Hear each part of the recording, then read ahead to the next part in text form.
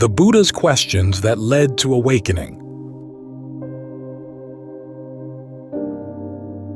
When you read the Buddha's accounts of his own quest for awakening, it's hard not to be struck by how many times he asked questions of himself and how his quest was directed by his questions. It started when he saw a problem. Here he was, subject to aging, illness, and death, and yet he was seeking happiness in things that were also subject to aging, illness, and death.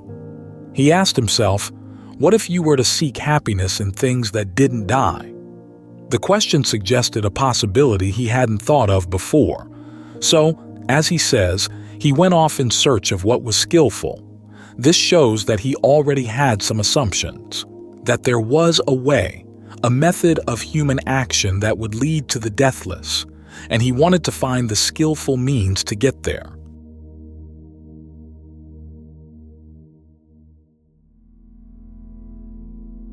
Chapter 1. Original question. What is skillful?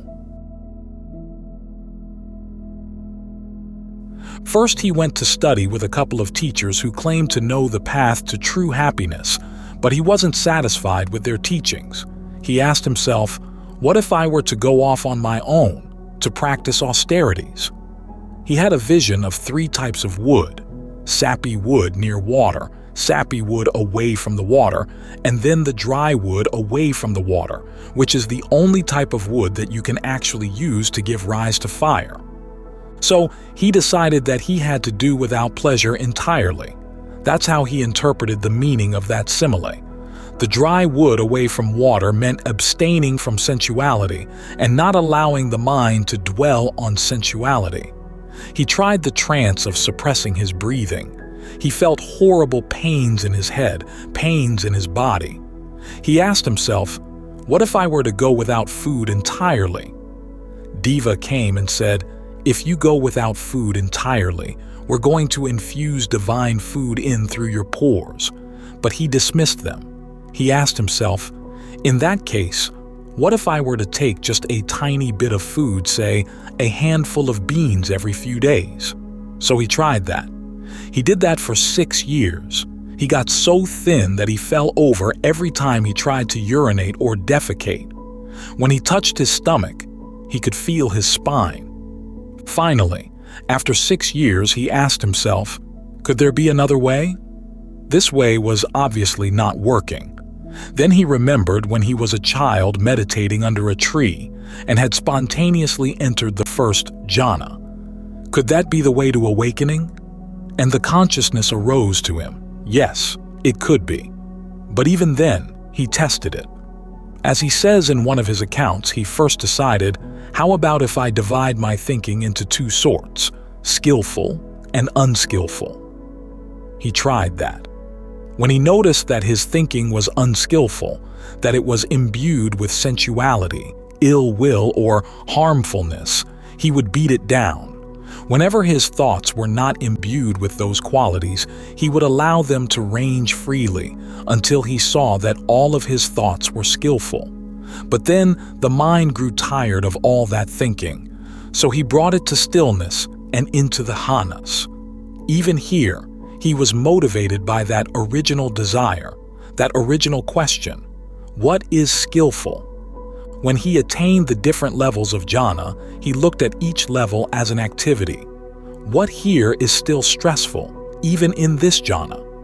He could ferret out the different factors that were necessary in one level of jhana, but would prevent his mind from going to a deeper level of jhana. They were a disturbance to the mind, so he would drop them and go into deeper levels of jhana.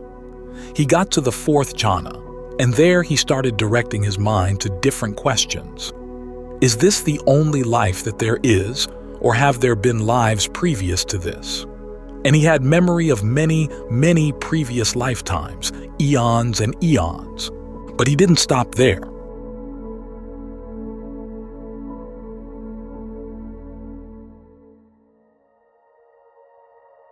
Chapter 2. If he hadn't questioned that advice, we never would have had a Buddha.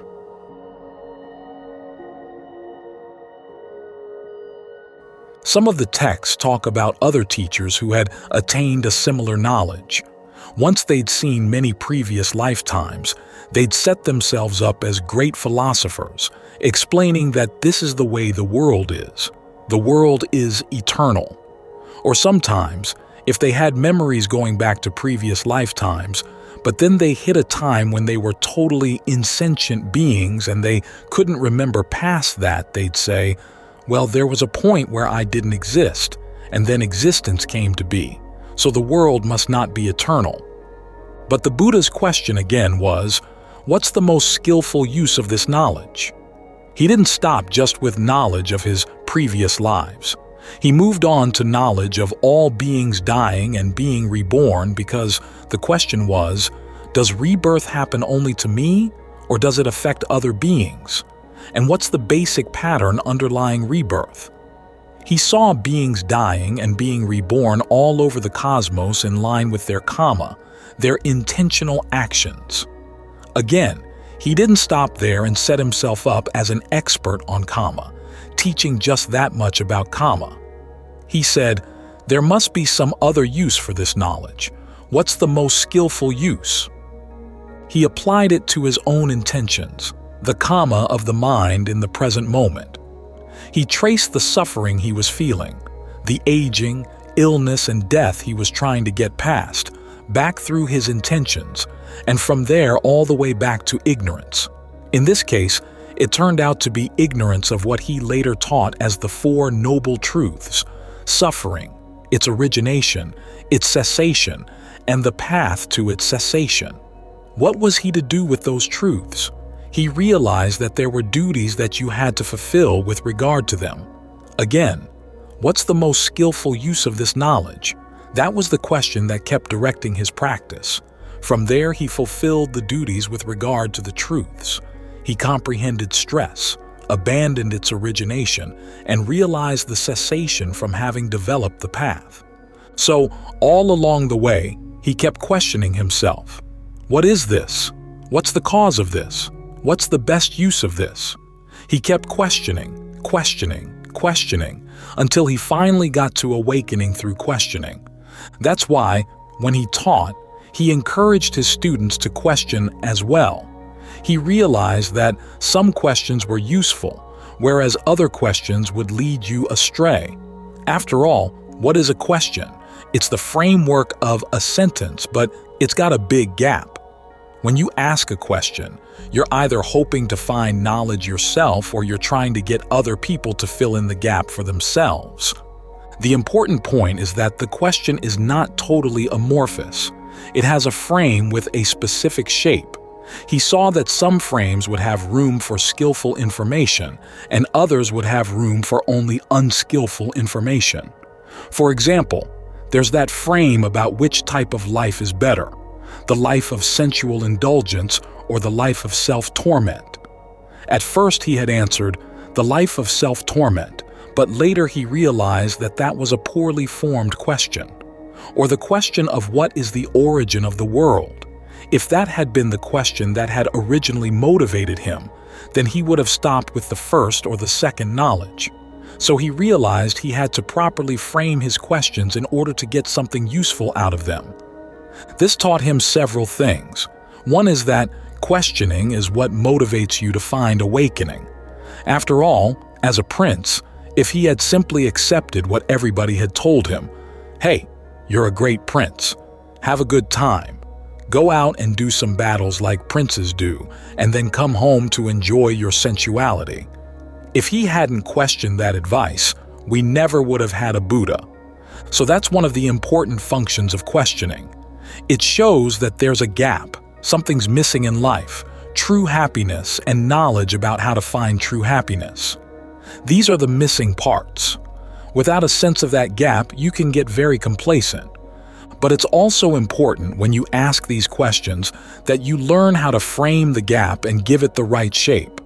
You can think of a question as a tool or instrument with a missing part. If you're using the wrong tool, then no matter how many wise people tell you about which part you're missing, it still doesn't solve the problem. You may get the missing piece to the tool, but it's the wrong tool for your purpose. you haven't really benefited. This is why, when the Buddha taught, he encouraged people not only to ask questions, but also to frame their questions in the right way. The questions he encouraged basically come down to this issue of what's skillful and then how to understand the Four Noble Truths, how to develop the skills appropriate to those Four Noble Truths. In other words, how to put those truths to the most skillful use. Those are the questions he asks you to focus on. Look at other questions he encourages. When you go to see a teacher, 1. Ask yourself about the teacher. Is this the sort of person who would tell a falsehood, pretending to know something he didn't know because of greed, aversion, or delusion? Would he try to get someone to do something that wasn't in that person's best interest? You've got to check out the teacher first, realizing you can't just trust anybody you come across, no matter how good they look on paper. You've got to look at that person's behavior. When you feel confident that this is the sort of person you can trust, then you listen to that person's Dhamma.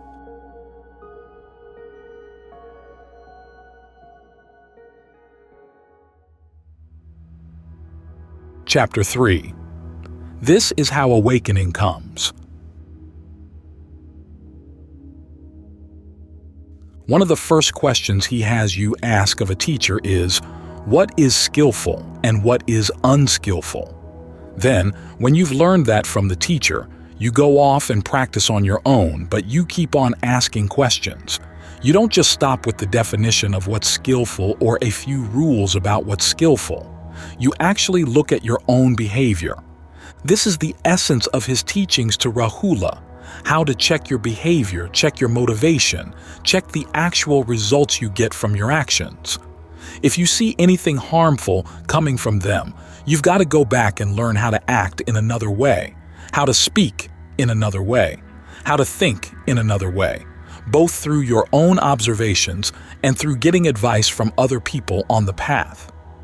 At the same time, you support that quest for skillfulness with questions that are meant to inspire heedfulness.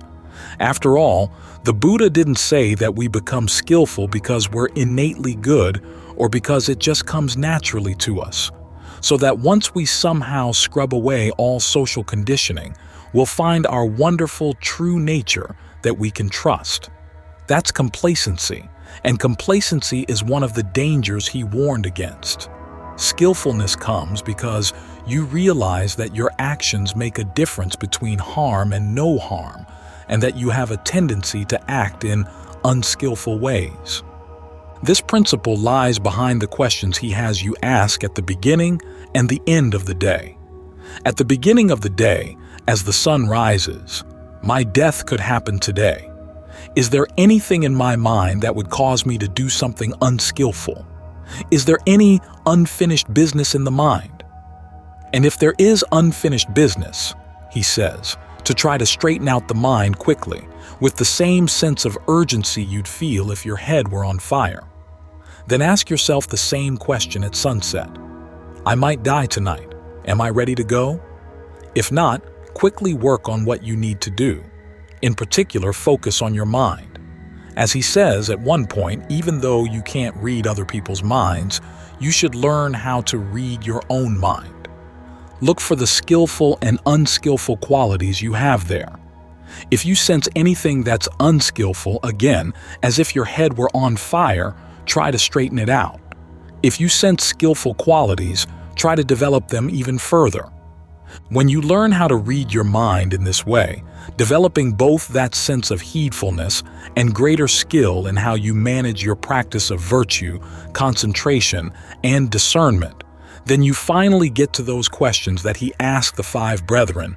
Is form constant? They say, it's inconstant. If it's inconstant, is it pleasant or stressful? Well, if you're trying to find true happiness there, it's going to be stressful. If it's inconstant and stressful, is it worthy of being called yourself? He asks the same questions of feeling, perceptions, fabrications, and consciousness. The asking of the questions is meant to open up your attention to an area where there's been a gap, where there has been something missing in your knowledge. As you learn how to fill in that gap in your knowledge, then you can let go. This is how awakening comes. It comes through questioning, having a sense of these gaps.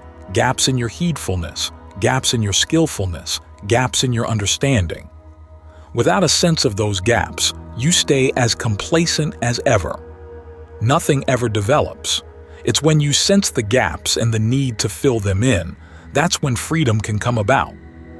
So just as the Buddha's quest was shaped by his questions, our practice should be shaped by questions as well, asking ourselves, are we heedful enough? Are we skillful enough?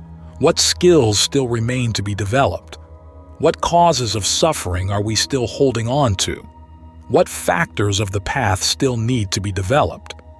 This is why the Buddha never encouraged a dogmatic attitude, pretending to know things that you don't know. He wanted you to be very clear about where your knowledge lies and where the gaps in your knowledge lie. This gives focus to your practice, and it's meant to keep on expanding your imagination, expanding your concept of what true happiness might be.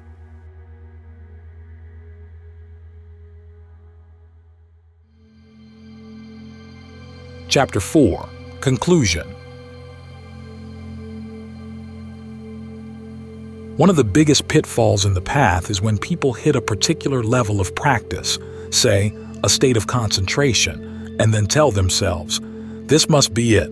I'm just going to hang out right here. Their imagination isn't large enough to conceive of something better. This is why it's important to follow the Buddha's example. Keep your practice alive with questions, so that whatever comes up, any state of concentration, you ask yourself, what is this? Where is there stress still here in this state? What's the skillful use of this state? Any knowledge or insight that comes up, what's the skillful use of this knowledge? At the same time, keep your imagination open to the possibility that there might be total release from suffering and that you might be capable of it. Because when the Buddha tells his life story, this is what he's trying to encourage: desire, the craving that leads to the end of craving, the conceit that leads to the end of conceit. You want the same awakening that he had, and you ask yourself, if he could do it, why can't I? Those are the questions he wants you to ask so that you can find the same freedom he did.